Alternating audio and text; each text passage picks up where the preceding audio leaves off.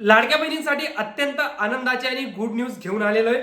लाडक्या बहिणींनो, तुम्ही तुमची ई-केवायसी चुकीच्या पद्धतीने केली होती, त्यामुळे तुम्हाला नोव्हेंबर आणि डिसेंबरच्या हप्त्यामधून वगळण्यात आलं होतं। परंतु आज 6 जानेवारी रोजी राज्य सरकारने एक नवीन जी-आर काढून लाडकी बहीण योजनेच्या ई-केवायसी संदर्भात महत्त्वपूर्ण निर्णय घेतलेला आहे। तो म्हणजे लाडक्या बहिणींना, ज्या लाडक्या बहिणींनी आपली ई-केवायसी ही चुकीच्या पद्धतीने केली होती, तर अशा लाडक्या बहिणींना पुन्हा एक संधी देण्यात आलेली आहे। त्यांना पोर्टलवर ई-केवायसी दुरुस्ती करण्याचा पर्याय हा उपलब्ध करून देण्यात आलेला आहे। या व्हिडिओच्या माध्यमातून सांगणार आहे की कशा पद्धतीने तुम्हाला तुमची ई-केवायसी आता दुरुस्ती करायची। त्यामुळे व्हिडिओ शेवटपर्यंत बघा आणि एक स्टेप काळजीपूर्वक बघा, जेणेकरून आता तुमची जी चूक आहे तर ती चूक होणार नाही आणि पुन्हा तुम्हाला लाडकी बहीण योजनेच्या हप्त्यांमधून वगळण्यात येणार नाही। आता जरी मात्र तुम्ही ही चूक केली तर तुम्हाला नवीन संधी देण्यात येणार नाही, कारण ही शेवटची संधी राज्य सरकारकडून देण्यात येणार आहे। तेही बऱ्याच लाडक्या बहिणींनी आक्रमक भूमिका निभावली, आंदोलन केले, त्यामुळे हा जो पर्याय तर हा पर्याय राज्य सरकार किंवा महिला व बाल विकास विभागाने उपलब्ध करून दिलेला आहे। चला तर कशा पद्धतीने तुम्हाला तुमची ई-केवायसी घरी बसून तुम्ही दुरुस्ती करू शकतात त्याच्या व्हिडिओच्या माध्यमातून सांगणार आहे। चॅनलवर नवीन असाल तर चॅनल नक्कीच सबस्क्राईब करा। आपण अशाच लाडक्या बहिणींच्या महत्त्वपूर्ण अपडेट्स आपल्या चॅनलवर घेऊन येत असतो। तर बघा लाडक्या बहिणींनो, मी ऑफिशियल लाडकी बहीण योजनेची जी ई-केवायसी पोर्टल होतं, तर त्या ई-केवायसी पोर्टलवर आलो आहेत।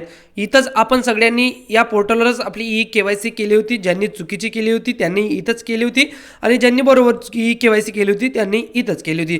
तर आता इथं हा एक ऑप्शन ओपन करण्यात आलेला आहे। यात म्हणतंय की ई-केवायसीची संधी फक्त त्या लाभार्थ्यांना आहे ज्यांच्याकडून ई-केवायसी करताना चुकीचे पर्याय निवडण्यात आले होते। तर अशा लाभार्थ्यांसाठी हा जो पर्याय तर तो पर्याय देण्यात आलेला आहे। बऱ्याच लाडक्या बहिणींना नोव्हेंबर आणि डिसेंबरचे पैसे दिले गेले नव्हतं, तर अशा लाडक्या बहिणींसाठी हा पर्याय खास करून ओपन करण्यात आलेला आहे।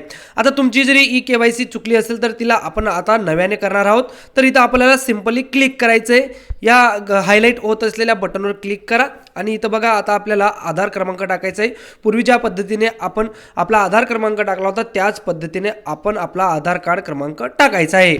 तर बघा मी आता आधार कार्ड क्रमांक सुद्धा टाकलेला आहे आणि खाली जो कॅप्चा आहे तर तोही टाकला आहे। आता मी सहमत आहे या पर्यायावर क्लिक करा आणि OTP पाठवा या पर्यायावर तुम्हाला क्लिक करायचं आहे। आता OTP माझ्या आधार कार्ड सोबत किंवा जी लाडकी बहीण आहे तर तिचा जो आधार कार्ड क्रमांक असतो त्याच्यासोबत जो मोबाईल नंबर लिंक असतो तर त्याच्यावर OTP गेला आहे, तर तो OTP आपल्याला 10 मिनिटाच्या आत। तर बघा लाडक्या बहिणींनो, आपण आपला OTP सबमिट केला आहे आणि एसचे पर्याय होते 2 ज्यात तुम्ही चुका केल्या होत्या आणि त्यामुळे तुम्हाला नोव्हेंबर आणि डिसेंबरच्या हप्त्यामधून वगळण्यात आलं होतं। तर याच्यात ए ऑप्शनमध्ये काय देण्यात आलं आहे, माझ्या कुटुंबातील सदस्य नियमित व कायम कर्मचारी म्हणून सरकारी विभाग, उपक्रम मंडळ, भारत सरकार किंवा राज्य सरकारच्या स्थानिक संस्थेमध्ये कार्यरत नाही। बघा काय म्हणते, तो तुमच्या घरामध्ये जर कोणी सरकारी नोकरी किंवा राज्य सरकारच्या कुठल्या उपक्रम महामंडळमध्ये कार्यरत नाही, तर तुम्हाला इथं काय सिलेक्ट करायचंय तर नाही सिलेक्ट करायचंय। शेवटी त्यांनी शब्दांचा थोडासा घोळ केलाय। त्यात बघा संस्थेमध्ये कार्यरत म्हणजे तुम्ही जरी हाय केला तर ते कार्यरत आहे आणि नाही केलं तर कार्यरत नाही। त्यानंतर बी ऑप्शन आहे, माझ्या कुटुंबातील सदस्य नियमित कायम कर्मचारी म्हणून सरकारी विभाग, उपक्रम मंडळ, भारत सरकार किंवा राज्य सरकारच्या स्थानिक संस्थेमधून सेवा निवृत्तीनंतर निवृत्ती वेतन। इथंही तुम्हाला काय करायचं आहे तर नाही या पर्यायावर क्लिक करायचं आहे मित्रांनो।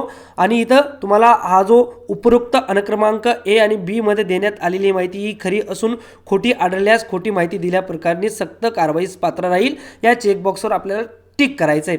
चेकबॉक्सवर टिक केल्यानंतर सबमिट या पर्यायावर तुम्हाला क्लिक करायचं आहे लाडक्या बहिणींनो। तर लाडक्या बहिणींनो लक्षात असू द्या, दोन्ही ऑप्शनमध्ये तुम्हाला नाही सिलेक्ट करायचं आहे। नाही सिलेक्ट केल्यानंतर सबमिट करा या पर्यायावर क्लिक करा। तुमची ई-केवायसी पडताळणी यशस्वीरित्या पूर्ण झाली असा मेसेज सुद्धा तुम्हाला आलेला आहे। त्यामुळे तुम्ही तुमची ई-केवायसी सक्सेसफुली आता दुरुस्ती केलेली आहे लाडक्या बहिणींनो। तुम्ही पूर्वी जरी तिच्यामध्ये चुका केल्या असलेल्या पर्याय निवडण्यामध्ये तर ती आता दुरुस्ती झालेली आणि आता सरकार म्हणतंय की 4,500 रुपये तुम्हाला एकत्र देण्यात येणार आहे असंही सरकारचं म्हणणं आहे।